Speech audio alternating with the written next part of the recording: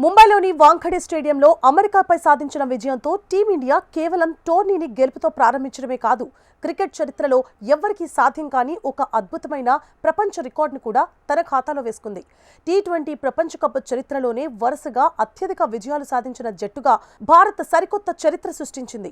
ఒకానొక దశలో ఓటమి భయం వెంటాడినా కెప్టెన్ సూర్యకుమార్ యాదవ్ వీరోచిత పోరాటంతో భారత్కు ఈ అరుదైన మైలురాయిని చేరుకుంది.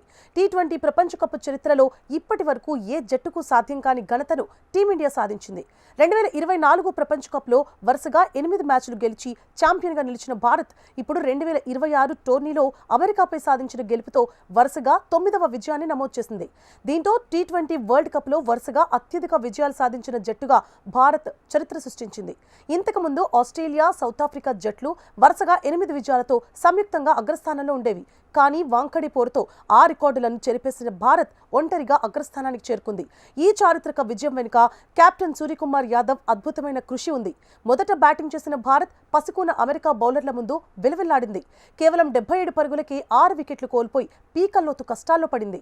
ఓపెనర్ అభిషేక్ శర్మ డకౌట్ అవ్వడం ద్వారా 19 ఏళ్ల క్రితం గౌతమ్ గంభీర్ పేరిట ఉన్న ప్రపంచ అరంగేట్రంలోని డకౌట్ రికార్డును సమన్ చేశాడు.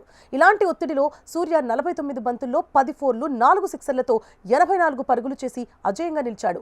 సూర్య మినహా మరే బ్యాటర్ కూడా 30 పరుగుల మార్కును దాటలేకపోవడం గమనార్హం. భారత్ తన తదుపరి మ్యాచ్ను ఫిబ్రవరి 12న ఢిల్లీలోని అరుణ్ జైట్లీ స్టేడియంలో నమీబియాతో ఆడనుంది. గ్రూప్ దశలో ఇప్పటికే అమెరికాను ఓడించిన భారత్ ఆ తర్వాత పాకిస్తాన్, కొలంబోలో, నెదర్లాండ్స్, అహ్మదాబాద్లో జట్లతో తలపడాల్సి ఉంది. ఇక పవర్ ప్లేలో బ్యాటర్లు తలపడుతున్న మిడిల్ ఆర్డర్లో సూర్య ఫామ్, బౌలింగ్లో సిరాజ్, హర్షదీప్ కట్టుదిట్టమైన ప్రదర్శన భారత్కు కలిసొచ్చే అంశాలు. జస్ప్రీత్ బుమ్రా త్వరగా కోలుకుంటే జట్టు మరింత బలోపేతం కానుంది.